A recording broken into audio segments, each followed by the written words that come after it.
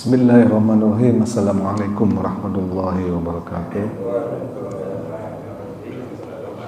Alhamdulillahilladzi anzala ala abdihil kitaba wa lam yaj'al lahu 'iwaja. Wassalatu wassalamu ala sayyidina Muhammadin nabiyil mustafa wa ala alihi wa sahbihi wa man ihtada ma ba'd. Hadirin jamaah subuh yang dirahmati Allah Subhanahu wa taala, puji dan syukur marilah senantiasa kita panjatkan kehadiran Allah Subhanahu wa taala atas begitu banyaknya anugerah dan limpahan nikmatnya kepada kita semua, sehingga pada pagi ini kita masih diberikan kesempatan dan juga kesehatan bisa menunaikan salat subuh berjamaah, dan insyaallah kita akan lanjutkan dengan ta'lim. Salawat dan salam semoga selalu tercurah kepada junjungan kita Nabi besar Muhammad SAW. Mudah-mudahan kita senantiasa bisa istiqamah melaksanakan sunnah-sunnahnya, dan semoga di akhirat kelak kita mendapatkan syafaatnya. Amin ya rabbal alamin. Hadirin jamaah subuh yang dirahmati Allah Subhanahu wa taala, pagi ini kita kembali bertemu belajar fikih, masih fikih perbandingan madhab. Kita sudah sampai di bab rukun sholat, rukun sholat. Rukun sholat ini disimpulkan terdiri atas paling banyak ini di mazhab Maliki ada 14 rukun sholat. Jadi definisi rukun ini adalah jika salah satu dari aktivitas ini tidak dilaksanakan maka sholatnya tidak sah. Itu namanya definisi rukun. Dan rukun yang terbanyak itu dimiliki oleh madhab Maliki 14, madhab Syafi'i 13, Hambali juga 13. Yang paling sedikit ini Hanafi hanya ada 6. Memang ada perbedaan ya dalam madhab. Nah, Hanafi yang agak melenceng, agak jauh. Baik, apa aja yang 14 ini jamaah sekalian? Yang pertama adalah niat. Nah, niat ini menurut madhab Malik dan Syafi'i masuk kategori rukun. Jadi orang kalau sholat nggak pakai niat itu nggak sah sholatnya. Nah, sementara madhab Hanafi dan Hambali tidak memasukkan niat sebagai rukun, melainkan hanya sebagai sunnah. Kemudian yang kedua adalah takbiratul ihram.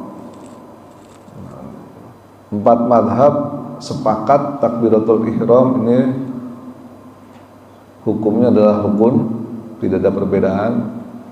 Yang ketiga adalah berdiri bagi yang mampu, tentu saja. Itu juga sepakat seluruh madhab rukun. Yang keempat adalah membaca Al-Quran. Nah, di sini ada perbedaan. Membaca Al-Quran tidak harus Al-Fatihah, ada yang mengharuskan Al-Fatihah. Tapi yang pasti membaca Al-Quran disepakati oleh 4 madhab sebagai rukun. Kemudian ruku juga disepakati sebagai rukun 4 madhab. I'tidal atau bangun dari ruku. I'tidal 3 madhab sepakat kecuali Hanafi tidak memasukkan i'tidal menjadi salah satu hal yang rukun. Jadi Hanafi membolehkan setelah ruku langsung sujud, nggak berdiri dulu. Jadi jangan heran kalau ada orang yang sholatnya gitu aneh, langsung sujud. Ada yang membolehkan, madhab Hanafi. Kemudian sujud, 4 madhab sepakat merupakan rukun. Doa antara 2 sujud, 3 madhab sepakat rukun kecuali Hanafi. Lagi-lagi Hanafi tidak mewajibkan atau tidak memasukkan sebagai rukun untuk duduk antara 2 sujud. Kemudian doa tasyahud akhir, 4 madhab sepakat semuanya itu rukun. Yang ke-10 membaca tasyahud akhir. Yang tadi duduknya tasyahud akhir. Yang 10 ini membaca tasyahud akhir. Itu 3 madhab aja yang memasukkan sebagai rukun kecuali Hanafi. Lagi-lagi Hanafi, dia paling sedikit. Yang ke-11 membaca sholawat atas Nabi.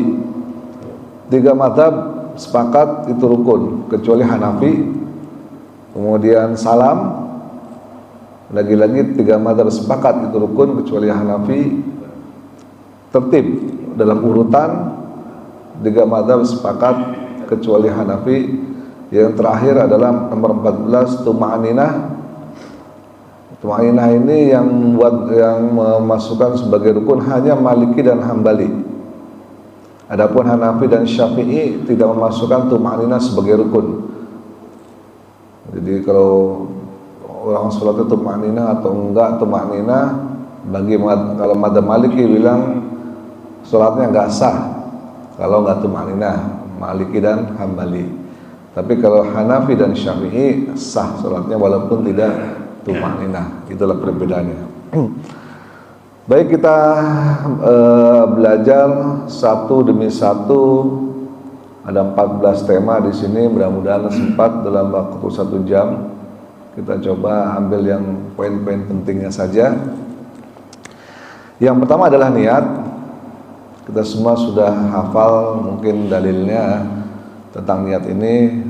Rasulullah bersabda pada saat mau proses hijrah dari Makkah ke Madinah, innamal a'malu binniyat wa innamal likulli imri'in ma nawa. Jadi segala suatu amal itu tergantung niatnya. Jadi karena hadis ini maka 3 imam sepakat bahwa niat itu wajib atau rukun. Hukumnya Hanafi tidak, hanya sunnah aja. Jadi niat itu hanya sekedar sunnah. Tapi dua mazhab lain yaitu Malik dan Syafi'i itu rukun, tapi Hanafi dan Hambali itu tidak memasukkan sebagai rukun, melainkan hanya sekedar sunnah aja. Jadi dalil yang tadi innamal a'malu binniyat itu hanya sekedar memperkuat atau memperkuat hati aja, memperkuat hati supaya apa yang dilakukan ibadahnya ini lebih mantap. Itu kira-kira cuma sunnah aja, tidak memasukkan sebagai rukun.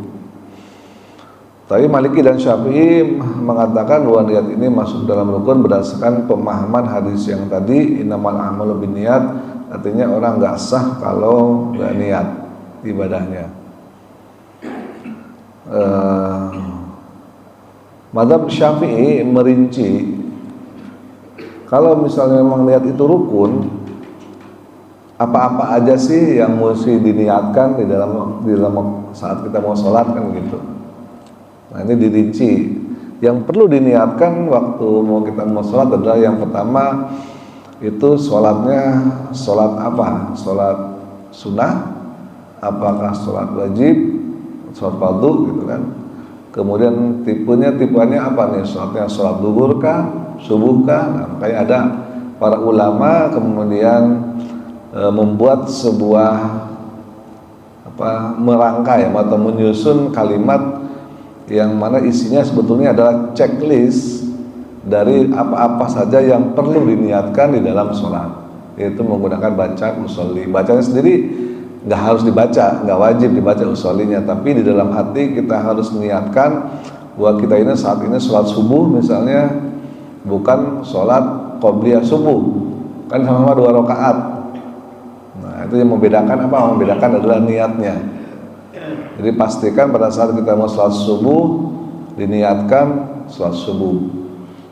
Kemudian tipe sholatnya adalah subuh, sholatnya sendirian apa berjamaah, itu juga harus dibedakan. Kalau yang berjamaah sholli pada makmuman misalnya, makmuman. Kemudian berapa rakaat dan menghadap kiblat dan sebagainya itu nggak terlalu dipentingkan. Yang penting adalah satu, tipe sholatnya sholat apa, karena harus bisa dibedakan dengan sholat yang lain. Jangan sampai kalau mazhab Malik sama Syafi'i ya, jangan sampai waktu sholat itu kita tidak tahu nih sholat subuh atau qobliyah subuh, fardu subuh atau qobliyah subuh, itu harus dibedakan. Kira-kira seperti itu yang singkatnya ya, untuk mengenai niat. Jadi karena di Indonesia ini kebanyakan adalah mazhab Syafi'i, nah maka kita berusaha untuk menyempurnakan sholat kita dengan senantiasa membaca niat. pada saat mau sholat dalam rangka membantu untuk meneguhkan hati. Jadi hatinya yakin ini sholatnya sholat subuh nih, fardu bukan qobliyah, bukan sholat sunnah yang lain. Dan kita harus yakin bahwa sholat subuh ini adalah kita sebagai makmum atau sebagai imam. Kira-kira seperti itu ya untuk mengenai masalah niat. Baik, yang kedua adalah mengenai rukun yang kedua adalah takbiratul ihram. Apa takbiratul ihram? Allahu Akbar. Mana tahu? Allahu Akbar ya. Kenapa disebut takbiratul ihram? Takbir itu apa sih? Takbir itu kan mengucapkan kalimat takbir ya, Allahu Akbar. Kenapa disebut dengan ihram? Ada ihramnya di belakang. Ihram itu apa maknanya? Orang pakai baju ihram kan gitu. Ada orang pakai baju ihram kalau mau melaksanakan tawaf misalnya kan, orang yang lagi haji atau lagi umroh mau melaksanakan haji itu wukuf misalnya kan menggunakan baju ihram. Sementara di sini ada kalimat takbiratul ihram. Jadi takbiratul ihram ini adalah takbir yang mengharamkan. Memang maknanya gitu. Sama kayak baju ihram, baju yang mengharamkan. Mengharamkan apa? Mengharamkan hal-hal yang bisa membatalkan aktivitas itu sendiri. Jadi begitu kita pakai baju ihram, kalau orang lagi haji atau tawaf, ya tentu ada hal-hal yang diharamkan itu.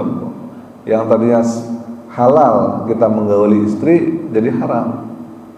Kalau yang punya istri, nggak boleh lagi kan.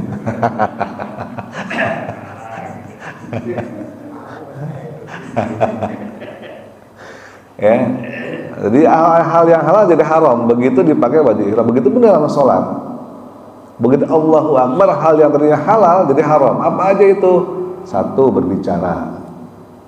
Ini nggak boleh, suatu haram. Hukumnya ngobrol itu ya haram, hukumnya dosa. Gitu. Boleh. Begitu Allahu Akbar, itulah menandakan aktivitas yang tadinya halal menjadi haram. Satu, berbicara tidak boleh. Begitu Allahu Akbar, geser dikit, gitu misalnya geser dikit, itu nggak boleh. Yang kedua adalah makan dan minum tentu saja ya. Jadi begitu Allahu Akbar, kalau ada yang nyelip di gigi, nah, jangan digigit terus ditelan, batal sholatnya. Ya kan habis makan nangka misalnya, kan nyelip tuh di gigi, begitu Allahu Akbar, dan nangkanya dikit, gelek batal sholatnya, nggak boleh.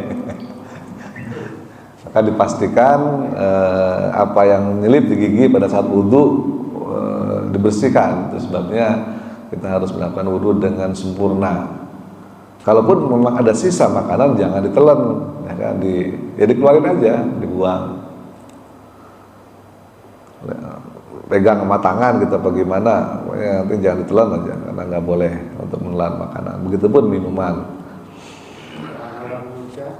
Hah? Kalau apa? Nelan ludah. Kalau nelan ludah boleh, karena ludah itu kan ada di dalam mulut. Sama kayak orang puasa nelan ludah boleh nggak? Boleh nelan ludah. Ya kalau nggak nelan ludah gimana? Masa mau ludah terus? Beda. Kalau ludah memang ada di dalam mulut sehingga memang nggak masalah kalau itu ditelan. Baik, apa dalilnya? Bahwa takbiratul ihram ini menjadi sebuah rukun ya, atau menjadi hal yang harus dilaksanakan pada saat sholat. Itu dari ada surah Al-Mudaththir ayat ketiga. Wa rabbaka fakabbir, dan Tuhanmu agungkanlah. Juga ada dalil dari hadis Nabi sallallahu alaihi wasallam, an Ali qala Rasulullah sallallahu alaihi wasallam, yaftahu sholatu tuhur wa tahrimu at-takbir wa tahlilu at-taslim. Ini hadis sahih diriwayatkan oleh 5 imam ya, kecuali Imam Nasai. Jadi yang nama sholat itu kuncinya, miftahu sholat at-tahur, kunci sholat adalah at-tahur. At-tahur itu adalah bersuci. Itu kunci sholat. Ibarat orang mau masuk rumah, kalau nggak ada kunci, pintunya dikunci, nggak bisa masuk rumah. Nah, ibaratnya orang mau sholat, kalau nggak wudhu dulu, ya tentu sholatnya tidak sah. Jadi pastikan pada saat kita berwudhu, wudhu dengan sempurna. Jangan sampai kita capek-capek sholat, wudhunya tidak sempurna sehingga menyebabkan sholat itu sendiri menjadi cacat atau bahkan nggak sah. Miftahus sholatil tahur, kunci sholat adalah at-tahur, bersuci, wa tahrimuha at-takbir. Tadi ini wa tahrimuha at-takbir, dan pengharamnya adalah takbir. Nah, makanya disebut dengan takbiratul ihram berdasarkan hadis ini ya. Wa tahrimuha at-takbir wa tahliluha at-taslim, dan penghalalnya, wa tahliluha, dan penghalalnya adalah at-taslim, salam. Jadi yang begitu takbir, semua hal yang tadinya halal menjadi haram, seperti tadi berbicara, makan ataupun minum. Tapi begitu salam, itu semuanya yang haram tadi menjadi halal kembali. Maka di sini disebutkan wa tahliluhat taslim, semua yang tadinya haram itu menjadi halal kembali akibat dari ucapan salam. Jadi begitu salam, tentu salam yang pertama itu sudah cukup untuk menghalalkan semua yang tadinya haram. Jadi kalau misalnya mau ngobrol, assalamualaikum dulu sekali, assalamualaikum, baru gitu, itu boleh ya. Atau makan lawan sesuatu misalnya. Karena memang sholat itu diawali dengan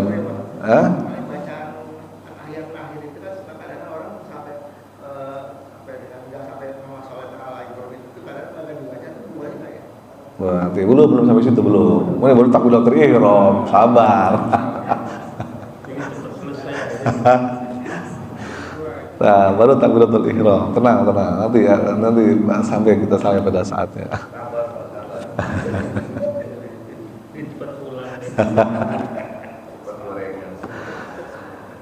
Baik, miftahus sholatit tahur wa tahrimuhat takbir wa tahliluhat taslim. Jadi kuncinya sholat adalah bersuci, dan pengharamnya takbir, dan penghalalnya adalah salam. Kemudian ada hadis lain dari Ruf'ah bin Rafi bahwa Rasulullah SAW bersabda, tidak sah sholat seseorang hamba hingga dia berwudu dengan sempurna dan menghadap kiblat lalu mengucapkan Allahu Akbar. Ini juga ada hadis yang lain. Kemudian hadis juga yang lain ada, bila kamu sholat maka bertakbirlah. Mengenai lafadznya sendiri, lafadz takbiratul ihram kita sama-sama sudah tahu, lafadznya adalah Allahu Akbar yang mempunyai makna Allah Maha Besar. Kenapa lafadznya Allahu Akbar ya? Enggak subhanallah, enggak alhamdulillah dan lainnya lah, atau Allah apa gitu. Ada yang tahu? Ya, karena waktu kita sholat atau waktu takbiratul ihram atau takbir itu kita diharapkan untuk mengecilkan semua hal yang lain. Hanya Allah yang Maha Besar, yang lainnya itu kecil, termasuk diri kita sendiri. Mengecilkan semua hal. Kalau kita ingat masih kerjaan masih nanggung, itu kecil. Yang besar, yang Maha Besar adalah Allah. Kalau kita ingat dompet kita ketinggalan, itu kecil gitu. Yang besar adalah Allah. Itu diingatkan terus. Makanya bacaan yang paling sering dibaca pada saat sholat adalah takbir. Dari ruku mau sujud takbir, mau i'tidal takbir lagi, mau bangun takbir lagi, terus takbir. Artinya kita terus diingatkan bahwa hal-hal yang kita pikirkan saat sholat apapun itu semua adalah hal yang kecil. Yang paling besar adalah Allah Subhanahu Wa Taala. Ya, sholat ini sendiri. Makanya setiap kali takbir kita harus selalu ingat, selalu sadar, oh iya kita lagi sholat, begitu. Ingat, wah kunci mesti ngegantung di motor misalnya, begitu Allah, itu ingat itu. Ada setannya, namanya setan siapa? Mayul.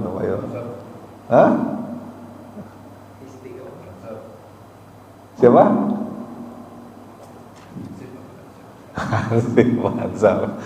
Ya itulah pokoknya ada setannya khusus ya. Ya begitu takbir itu Allahu Akbar tuh apa yang tadi nggak keinget jadi keinget. Makanya kita setiap kali melakukan gerakan sholat diingatkan terus dengan Allahu Akbar. Kita selalu ingat bahwa semua yang kita ingat selain daripada sholat itu sendiri itu adalah hal yang kecil yang bisa kita belakangkan tar aja, itu gampang. Yang penting adalah sholat. Kecuali, ada kecualian tetap. Kecuali hal-hal yang berhubungan dengan nyawa itu lebih penting dibandingkan sholat. Kok bisa? Iya. Karena orang kalau udah mati nggak bisa sholat lagi, kan begitu. Makanya kalau ada ular yang melintas, ya dibunuh dulu, sholatnya lanjut. Tuh.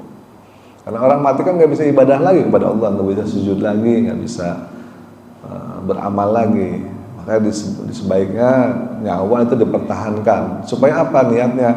Niatnya adalah supaya kita tetap bisa sholat, tetap bisa sujud kepada Allah Subhanahu Wa Taala. Jadi nyawa lebih penting dibanding sholat. Nyawa dulu diutamakan, baru sholat dilanjutkan. Gitu. Jangan sampai lagi sholat ada ular, ada kalajengking atau ada apa yang berbahaya misalnya. Kita diem aja lagi sholat. Enggak gitu caranya. Atau tiba-tiba kebakaran, gempa bumi, batalin sholatnya, nggak apa-apa.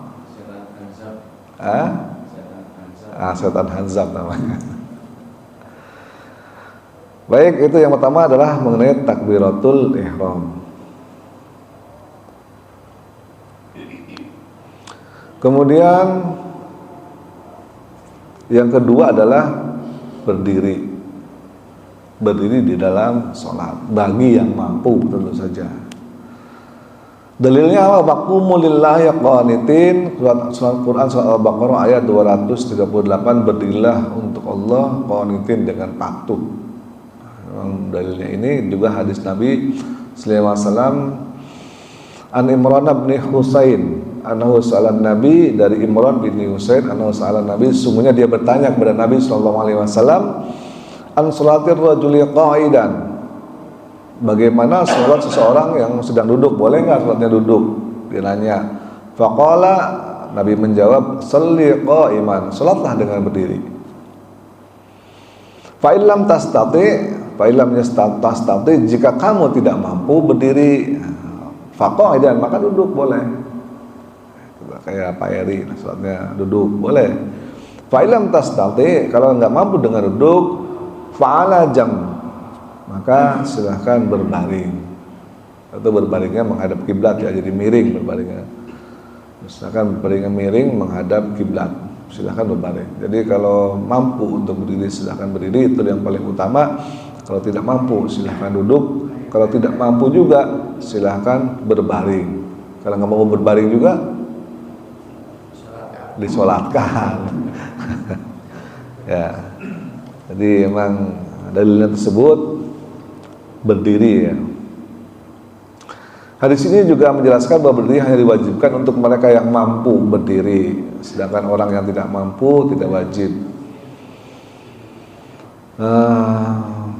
Kemudian yang ketiga adalah membaca surat ya, atau surah dalam hal ini adalah Al-Fatihah.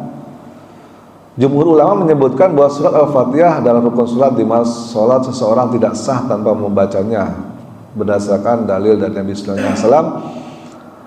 Wa an Ubadah bin As-Samit qala Rasulullah sallallahu alaihi wasallam la sholata liman lam yaqra bi ummil Quran. Ada lagi hadis yang lain, la sholata liman lam yaqra bi Fatihatil Kitab.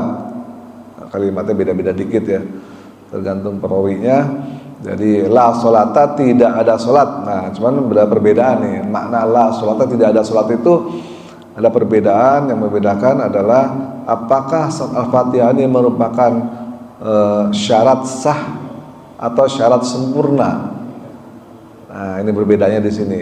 Kita lihat perbedaannya, pendapat dari setiap mazhab. Mazhab Syafi'i mewajibkan makmum dalam sholat jamaah untuk membaca surah Al-Fatihah sendiri meski dalam sholat jahriyah. Ini mazhab Syafi'i bedanya. Kenapa? Karena dalilnya yang tadi itu, La sholata liman lam yaqra bi Fatihahil kitab. Tidak ada salat atau tidak sah salatnya jika tidak membaca surah Al-Fatihah. Itu bagi mazhab Syafi'i. Makna la sholata adalah tidak sah salatnya, baik bagi imam maupun bagi makmum. Sehingga dalam mazhab Syafi'i setelah imam selesai membaca Al-Fatihah, maka makmum juga disarankan atau sangat dianjurkan untuk juga membaca surat Al-Fatihah sebisa mungkin. Kecuali ya, tetap ada pengecualian jika posisi sholat itu sudah dalam kondisi imamnya dalam kondisi ruku. Jika imamnya dalam kondisi ruku, maka tidak perlu membaca surat Al-Fatihah, bisa boleh langsung ruku. Tapi kalau sempat, sebisa mungkin dalam mazhab Syafi'i membaca Al-Fatihah itu lebih utama. Baik itu mazhab Syafi'i. Yang kedua mazhab Maliki dan Hanabilah. Maliki dan Hambali mengatakan bahwa makmum dalam sholat jamaah yang jahriyah atau bacanya keras untuk tidak membaca apapun kecuali hanya mendengarkan bacaan imam. Nah, ini bedanya. Jadi kalau ada orang yang membaca Al-Fatihah boleh, silakan setelah imam membaca, yaitu mengikuti mazhab Syafi'i. Tapi kalau orang nggak mau baca apa-apa, cuma dengerin imam udah cukup katanya, boleh juga.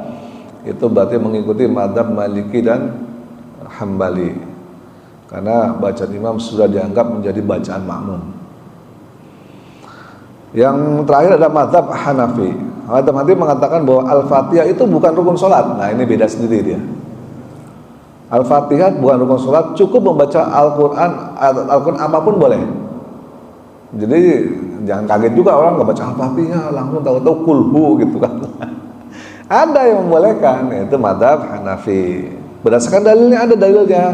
Dia dibilang la sholata liman lam yaqra bi Fatihahil kitab, maknanya adalah tidak sempurna sholatnya, bukan tidak sah. Itu bedanya. Beda dalam cara menerjemahkan. Kalau tiga mazhab yang lain mengatakan la sholata itu adalah tidak sah sholatnya, tapi kalau mazhab Hanafi la sholata itu tidak sempurna sholatnya. Jika orang tidak membaca Al-Fatihahnya tidak sempurna aja, bukan tidak sah. Sholatnya sah bagi mazhab Hanafi. Sholatnya sah tanpa Al-Fatihah, tapi harus membaca surat yang lain, Al-Quran apapun yang mudah bagi dia.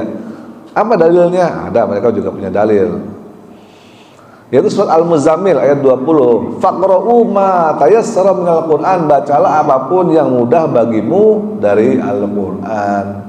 Berdasarkan dalil ini mereka mengatakan Al-Fatihah itu hanya syarat sempurna. Jadi sebaiknya memang baca Al-Fatihah dalam mazhab Hanafi ya. Tapi kalaupun tidak baca Al-Fatihah, boleh baca yang lainnya, surat yang mudah. Yang mudah, hafalnya apa? Nggak hafal Al-Fatihah misalnya, ya boleh. Ini atau kulhu doang. Nah, itu boleh kata mazhab Hanafi. Tapi kalau mazhab yang lain, Maliki, Syafi'i dan Hambali mengatakan nggak sah suratnya, lu harus baca Al-Fatihah gitu loh. Itu memang perbedaannya di situ. Berdasarkan perbedaan pemahaman dalil. Sehubungan dengan Al-Fatihah ada perbedaan pendapat lagi atau khilaf para ulama tentang membaca basmalah di dalam Al-Fatihah. Membaca basmalah ini sebenarnya hukumnya apa sih kan gitu. Menurut mazhab Syafi'i, lafaz basmalah Bismillahirrahmanirrahim adalah bagian dari surah Al-Fatihah sehingga wajib dibaca. Kalau Syafi'i mengatakan Bismillah ini bagian dari Al-Fatihah sehingga wajib dibaca. Dalilnya apa? Dalilnya adalah hadis dari Abu Hurairah. Wa an Abi Hurairah qala Rasulullah sallallahu alaihi wasallam, "Idza qara'tum al-Fatihati faqra'u bismillahirrahmanirrahim." Apabila kalian membaca surah Al-Fatihah, maka bacalah juga bismillahirrahmanirrahim. Fa innaha ihda ayatiha, karena bismillah itu adalah salah satu dari ayat surat Al-Fatihah. Ini hadisnya diriwayatkan oleh berasal dari Abu Hurairah. Hadis riwayat Ad-Durquni. Hadis yang tersenada juga diriwayatkan oleh Imam Bukhari dan Muslim dengan isnad yang sahih dari Ummi Salamah, dan dalam kitab Al-Majmu' ada 6 orang sahabat yang meriwayatkan hadis tentang basmalah adalah bagian dari surah Al-Fatihah. Sedangkan pandangan mazhab Maliki, nah ini beda ya, Maliki basmalah bukan bagian dari surah Al-Fatihah. Maliki beda. Jadi surat Al-Fatihah itu nggak ada bismillahnya. Kenapa? Karena di dalam semua surat itu diawali dengan bismillah. Ya kan, kalau kita lihat buka Al-Quran ya, kan sebelum kulhu ada bismillah, sebelum Al-Falaq ada bismillah, sebelum Anas ada bismillah. Sehingga dia bilang ya semua ada bismillah gitu loh, bukan cuma Al-Fatihah doang. Jadi bismillah di dalam Al-Fatihah tidak merupakan bagian dari surat, sehingga boleh nggak dibaca. Itu bedanya. Kalau untuk Maliki, sedangkan pandangan madhab Hanabil Hambali, basmalah adalah bagian dari surat Al-Fatihah, namun tidak dibaca secara keras atau jahat. Nah, ini tengah-tengah dia, jadi nggak mau ribut si Hambali ini. Kalau Syafi'i wajib dibaca keras bacanya. Kalau Al-Fatihah itu Bismillahirrahmanirrahim, Alhamdulillahirabbil alamin, itu Syafi'i. Kalau Maliki yang nggak usah dibaca Bismillah, bukan bagian dari Al-Fatihah, gitu. Baik dibaca keras maupun dibaca sir nggak perlu, karena itu bukan bagian dari Al-Fatihah. Hambali ini tengah-tengah. Nah, memang katanya Bismillah ini bagian dari Al-Fatihah, tapi nggak usah dibaca keras-keras, nggak apa-apa, pelan-pelan aja. Makanya ada tuh imam yang Bismillahirrahmanirrahim, Alhamdulillahirabbil alamin, ada yang begitu. Berarti dia mengikuti madhab Hambali. Gitu. Dia pengen bismillahnya tetap, dia yakini bismillah adalah bagian daripada surat Al-Fatihah, tapi dia tidak mau membaca secara keras. Kenapa? Karena disamakan dengan surat-surat yang lain, yang mana di dalam bismillah itu adalah terdapat di seluruh surat yang di awal surat yang lain. Nah, bila kita perhatikan Imam Masjid Al-Haram di Mekah tidak terdengar membaca basmalah, namun mereka membacanya umumnya orang-orang di sana bermadzhab Hambali. Jadi kalau imam di Mekah itu memang umumnya bermadzhab Hambali. Jadi bismillahnya sir. Dia baca bismillah, itu sebabnya Quran terbitan dari Madinah atau Mekah juga. Coba kita lihat. Ayat pertama Al-Fatihah itu adalah bismillah. Itu. Kalau Quran terbitan Indonesia juga begitu. Ayat pertamanya kalau kita buka pasti adalah bismillah. Nah, kita buka Al-Qur'annya di terbitan sana ya, Madinah, Mekah maupun Indonesia, itu kalau kita buka ayat pertamanya adalah pasti bismillah, ayat keduanya alhamdulillah, dan seterusnya. Ada 7 ayat semuanya.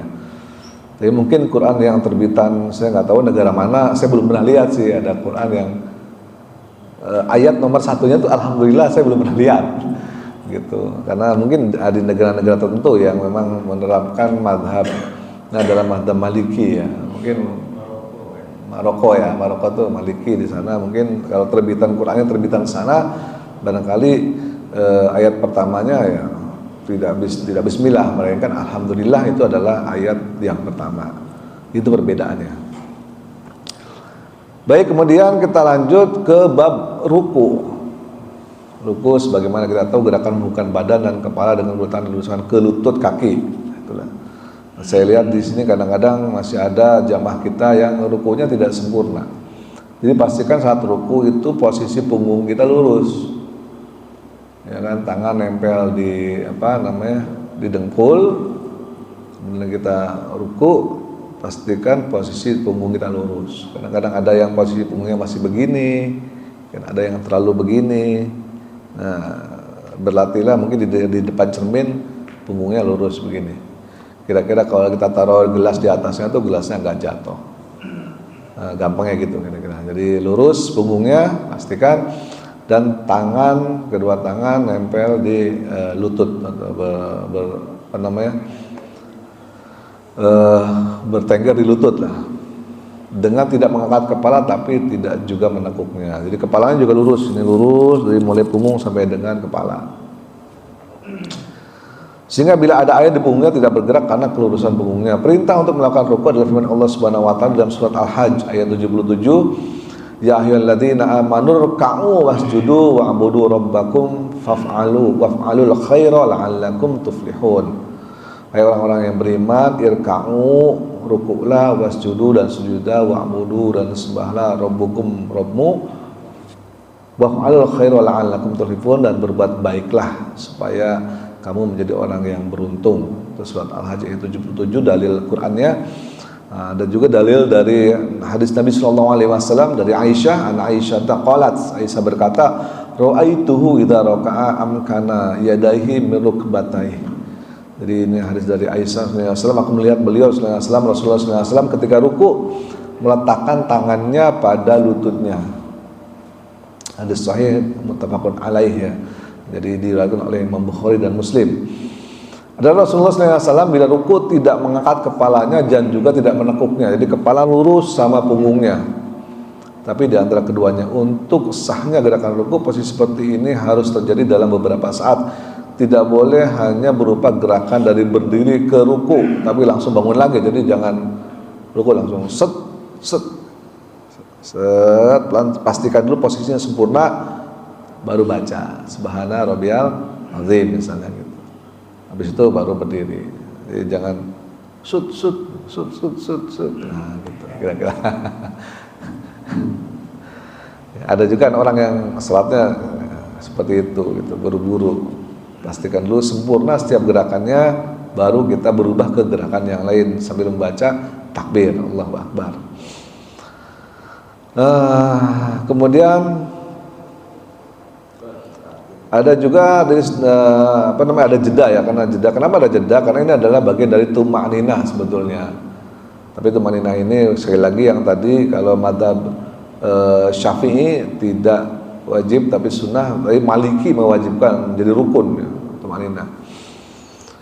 Ada dalilnya di sini hadis riwayat Imam Ahmad, Hakim, Tabrani dan lainnya ya, banyak periwayatnya. An Abi Qatadah anna Nabi sallallahu alaihi wasallam qala wa'ud nasi dan seterusnya. Kita baca terjemahannya saja.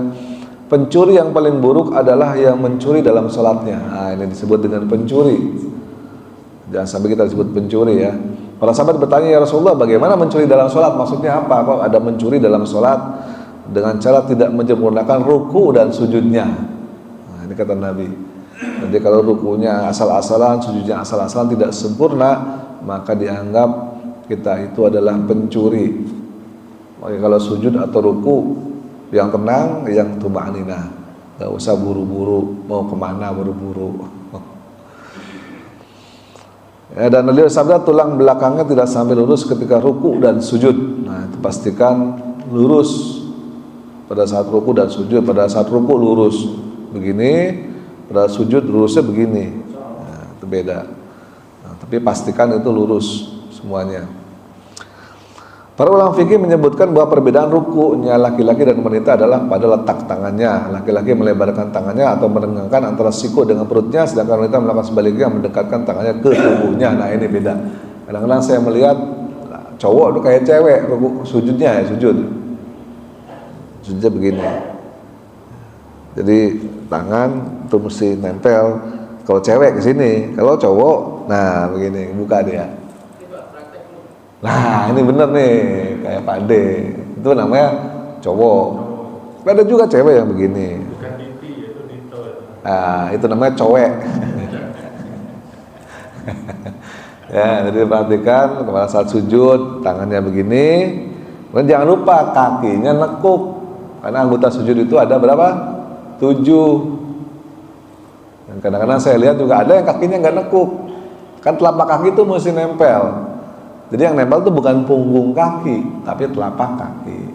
Makanya pada saat sujud, telapak kaki tekuk begini, untuk memastikan telapak kaki nempel ke tanah. Tapi kadang ada yang begini, tetap kakinya begini. Nah, itu kurang sempurna sujudnya. Jadi pastikan sempurna sujudnya. Telapak tangan nempel 2, ya kan. Kemudian kening, hidung.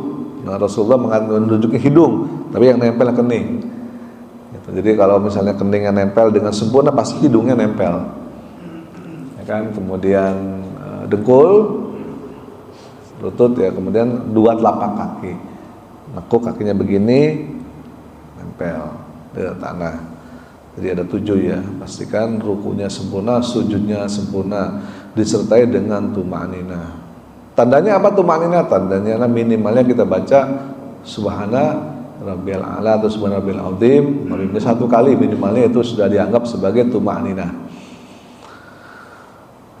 Kemudian yang kelima, kita lanjutkan dengan proses i'tidal. Tidak kita bangun dari ruku ya dengan berdiri tegap dan merupakan rukun salat yang harus dikerjakan menurut jumhur ulama. Tadi kembali lagi ya, i'tidal ini 3 mazhab sepakat itu rukun, tapi satu mazhab yaitu Hanafi tidak masukkan dalam rukun. Kecuali pendapat Al-Hanafi yang agak tidak kompak sesama mereka, dia bilang tidak kompak sama mereka. Sebagian dari mereka mengatakan bahwa i'tidal tidak termasuk rukun salat, melainkan hanya kewajiban saja. Wajib ini bukan rukun ya, jadi tidak membatalkan salat. So i'tidal adalah hanyalah konsekuensi dari tumanina. Ya, dia cuma konsekuensi aja. Dasarnya adalah firman Allah Subhanahu wa taala yang menyebutkan hanya ruku dan sujud tanpa menyebutkan i'tidal. Ada juga dalilnya. Dalilnya itu juga sebetulnya. Di dalam ayatnya nggak ada kok i'tidal, ada ya ruku sama sujud gitu. Sehingga i'tidal ya nggak usah masuk ruku. Padahal i'tidal adalah merupakan itu kan hanya konsekuensi aja katanya. Konsekuensi kalau orang habis ruku mau sujud ya pasti berdiri dulu lah otomatis gitu loh. Sehingga nggak perlu dimasukkan dalam rukun, kira-kira seperti itu. Karena di dalam ayatnya juga dia cuma hanya ruku dan sujud aja, irka'u wasjudu tadi kan. Namun sebagian ulama yang lain di mazhab yang sama, mazhab Hanafi yaitu seperti Abu Yusuf ya, dan yang lainnya mengatakan bahwa tidak adalah rukun salat yang tidak boleh ditinggalkan. Menurut mereka bila seorang salat tanpa i'tidal maka salatnya batal dan tidak sah. Jadi di dalam mazhab Hanafi sendiri masih bertengkar gitu, masih berbeda, padahal sama-sama satu mazhab. Ada sebagian mengatakan itu rukun, sebagian yang lain tidak rukun. Tapi kalau mazhab yang lain, 3 mazhabnya sepakat bahwa i'tidal adalah rukun salat. Kalau tidak i'tidal, tidak sah salatnya atau batal. Baik, kita lanjut. Yang keenam adalah sujud. Secara bahasa sujud ini adalah merendahkan diri ya, sujud. Posisi terendah seseorang itu pada saat sujud. Kayak orang yang kalau kita lihat di sinetron ya, terutama sinetron atau film-film, terutama film-film Cina atau Jepang gitu kan. Kalau seorang itu menghadap raja misalnya atau menghadap pembesarnya pasti dia sujud, atau kepada nenek moyangnya mereka yang dianggap dihormati itulah sujud. Karena di dalam semua peradaban sujud itu merupakan posisi terendah seseorang yang menyatakan bahwa orang yang disujudi atau zat yang disujudi ini zat yang sangat mulia di hadapannya dia. Sehingga aktivitas kita di dalam sholat itu terkadang hanya dikatakan atau hanya diwakili dengan sujud. Orang sujud itu maksudnya adalah orang sholat. Dengan sangat sempurnanya sholat itu adalah sujud. Itu sujud masuk ke dalam salah satu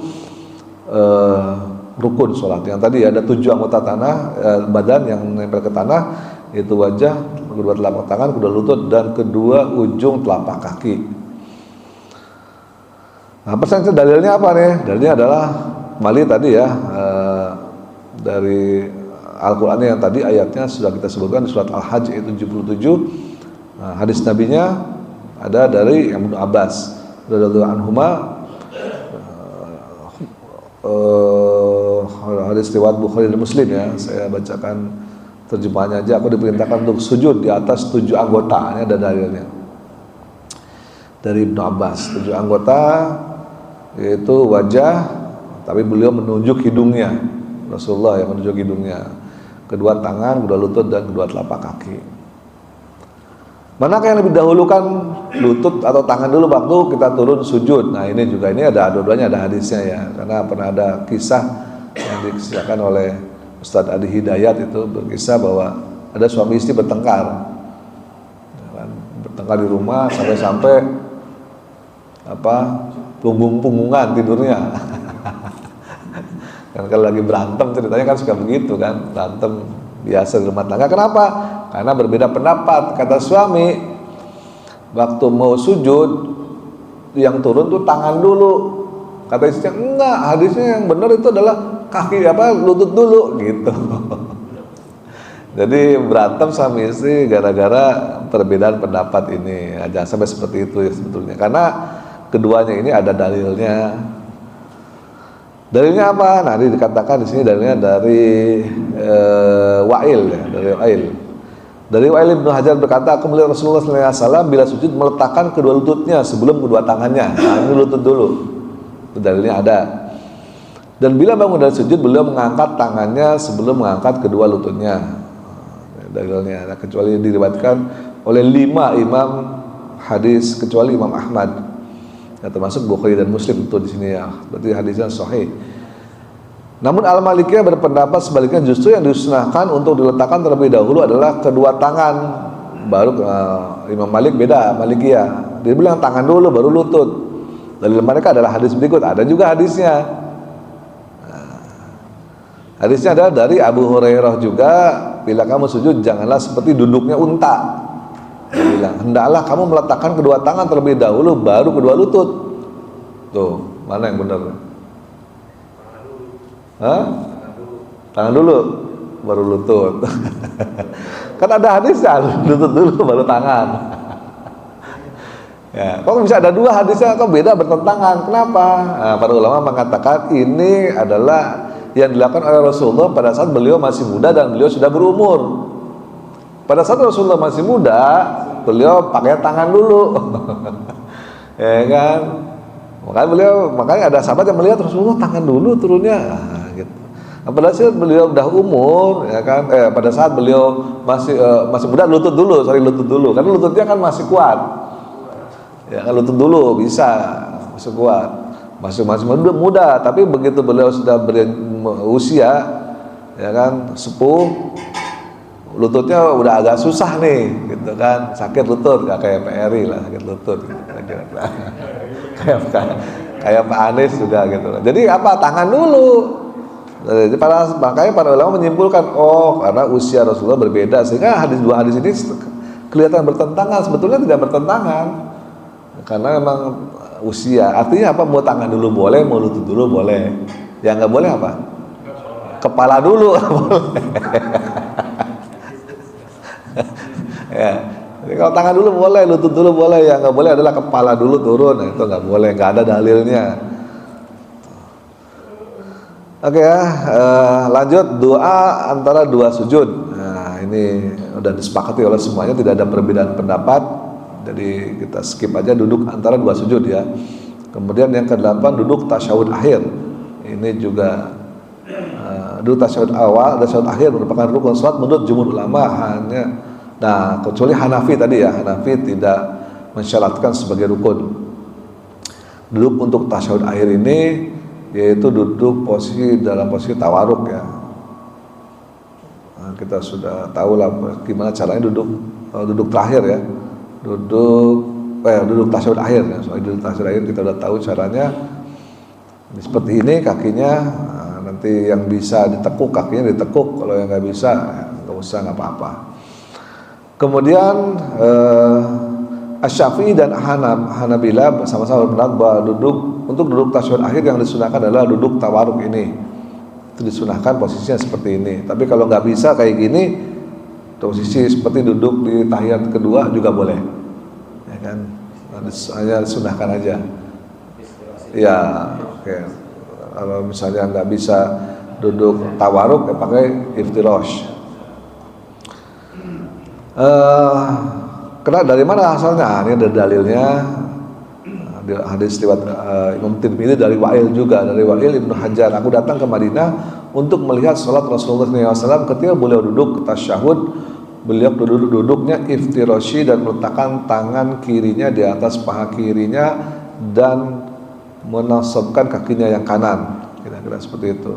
Tapi Al-Maliki sebagaimana diterangkan di dalam kitab mereka Asy-Syarh As-Shaghir menyunahkan untuk duduk tawaruk baik pada tasyahud awal maupun tasyahud akhir. Nah, ini beda.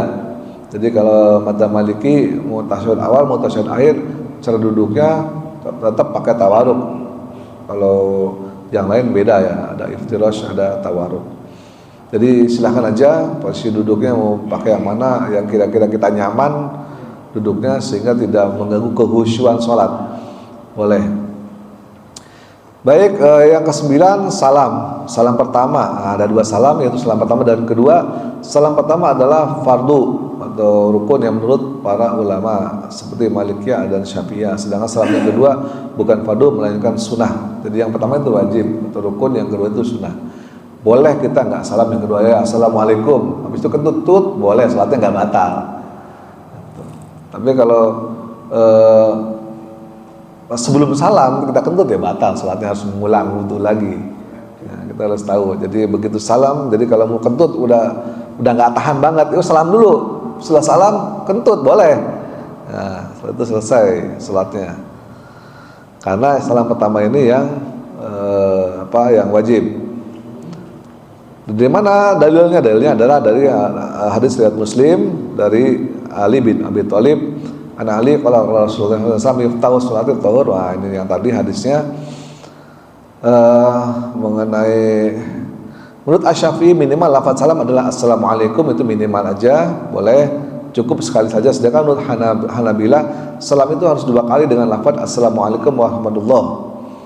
Ada perbedaan pendapat ya. Jadi boleh menggunakan assalamualaikum, boleh juga menggunakan assalamualaikum warahmatullah dengan menoleh ke kanan dan ke kiri. Tidak disunahkan untuk meneruskan lafaz wa barakatuh. Nah, menurut dua mazhab ya, Syafi'i dan Hambali, tidak disunahkan untuk melafalkan wa barakatuh. Jadi nggak pakai wa barakatuh ya, assalamualaikum warahmatullah doang. Ada juga yang assalamualaikum doang, tidak sampai wa barakatuh. Kenapa? Ada dalilnya.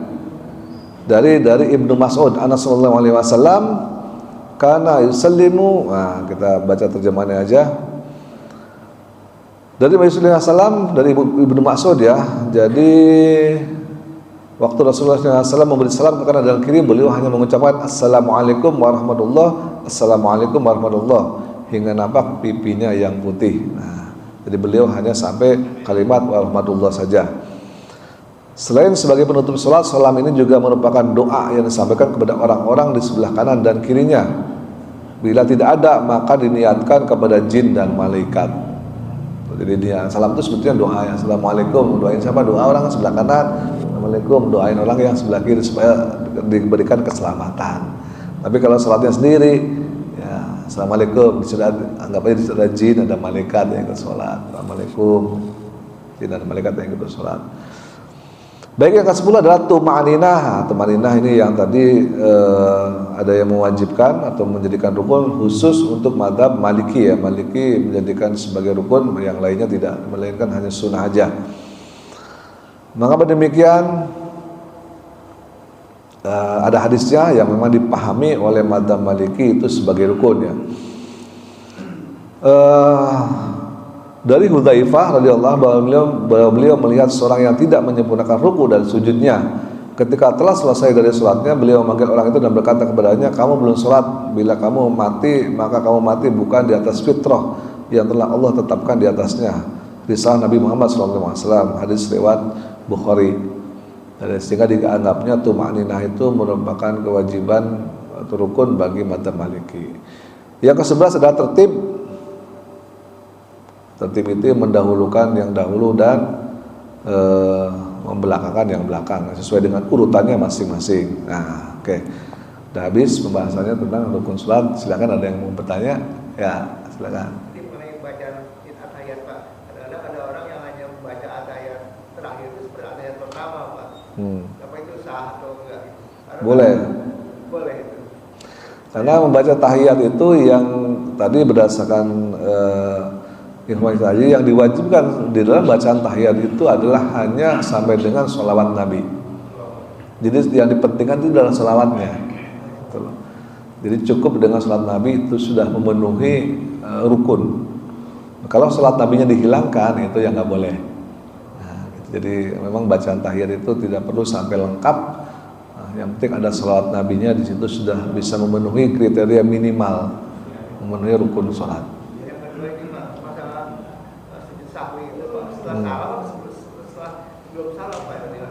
Sujud sahwi kalau kita di dalam mazhab Syafi'i ya dilakukan sebelum salam. Kalau udah salam kan sholatnya udah selesai.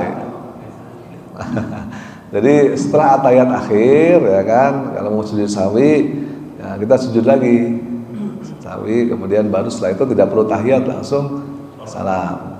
Itu namanya sujud sahwi. Ada lagi pertanyaan lain? Ya, silakan. Bendera seperti batu. Apabila kalau orang berjalan tangan di kursi Ya, oke. Jadi ada hadisnya, kita belum bahas sampai yang membatalkan sholat ya, tapi nggak apa. Jadi dalilnya itu tidak boleh bergerak dalam gerakan yang signifikan ya, lebih dari 3 kali berturut-turut nggak boleh. Jadi misalnya garuk, nah itu nggak boleh. Garuk aja sedikit. Tunggu dulu sebentar, jadi supaya nggak berturut-turut 3 kali gitu. Nanti kita bahas ini sebenarnya lebih detail lagi. Tapi diusahakan jangan ada gerakan yang signifikan dalam kita melaksanakan. Bagaimana kalau misalnya imamnya batal dan harus maju menjadi imam misalnya, karena harus jalan. Nah, boleh, triknya adalah jalannya selangkah berhenti, selangkah berhenti, kira-kira seperti itu.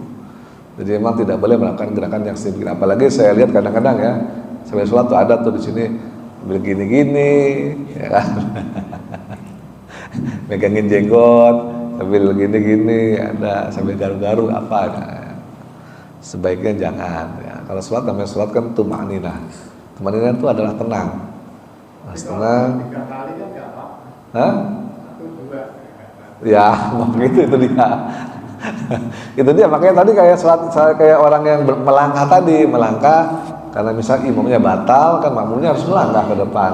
Melangkahnya satu-satu, jangan langsung 3 langkah gitu, kira-kira untuk memenuhi kriteria tadi supaya sholatnya tidak batal gitu. Jadi kalau 2 kali ya boleh, pada 2 kali set gitu lagi boleh, terus itu set gitu lagi. Baik, ada lagi pertanyaan? Kalau sujud hidungnya harus nempel. Apa ya? Kalau sujud hidungnya harus. Ya, Rasulullah tadi dalilnya mengatakan kening, tapi menunjuk hidung. Jadi kalau artinya apa? Artinya kalau keningnya itu menempel sempurna, kan pasti hidungnya nempel. Artinya gitu. Kalau nggak sempurna, kalau nggak nempel. Gitu. Iya. Jadi kan kalau yang salat terus nempel kan sebenarnya 7 anggota itu kan dahi, ya kan, telapak tangan, lutut dan kedua telapak kaki. Sah nggak jadinya itu kalau hidungnya nggak nempel? Sah, nggak apa-apa, boleh. Tapi lebih sempurna ya tentu hidungnya nempel. Kalau antriannya nanti belakangan ya. Kalau apa? Kalau istilah diantrikan itu nanti yang ini belakangan kurang sempurna itu. Ya. Karena kurang sempurna. Dan kalau yang imamnya batal, terus dia tetap pimpin sholat gimana? Imamnya batal dia harus minggir lah. Kalau nggak bisa keluar, kalau di sini kan penuh nggak bisa keluar, minggir, paling nggak minggir. Atau boleh pergi ke dalam sini. Belum pernah sih ya di sini ada imamnya batal. Terus paling nggak minggir ke sini. Dan dia ngasih tahu imamnya, imam batal. Kalau kamu kan udah batal boleh ngomong dong. Makmum kan dengar, Pak, imamnya batal. Jangan sampai lagi sujud langsung minggir, imamnya nggak ngomong. Ini sujud lama amat, kan itu bingung orang kagak bangun gitu. Begitu ada yang ngelirik, imamnya kagak ada. Janganlah, imamnya kasih tahu kalau dia batal. Misalnya lagi sujud kan pasti pantat kebuka. Tahu-tahu pes gitu misalnya. Batal kayak gitu. Ya, lagi sujud tuh pantat kebuka itu, pes gitu. Kalau dia ngomong nanti disalutin sama Ya, makmunya batal lah, sahur jangan. Ya, maksudnya hilang, imam batal gitu misalnya. Harus itu minggir dia, artinya mempersilahkan makmum yang paling depan untuk maju, itu menggantikan. Nah, makmum maju, sana tapi jangan lupa ngelangkahnya jangan sekaligus 3 kali, nanti batal sholatnya. Langkahnya satu-satu, langkah, nanti dulu, seterusnya. Gitu. Tapi kalau lagi sujud gimana imamnya batal ya, bingung kan? Ditinggal. Baik, mungkin kalau nggak ada yang pertanyaan lagi, mudah-mudahan ada manfaatnya, menambah khasanah pengetahuan kita supaya kita lebih bijak ya dalam menyikapi perbedaan dalam sholat terutama. Terima kasih atas perhatiannya. Mohon maaf jika apa yang saya sampaikan ada kesalahan. Kita tutup dengan kafaratul majlis. Subhanallahumma bihamdika asyhadu an la ilaha illa anta astaghfiruka wa atubu ilaik. Billahi taufiq wal hidayah. Assalamualaikum warahmatullahi wabarakatuh.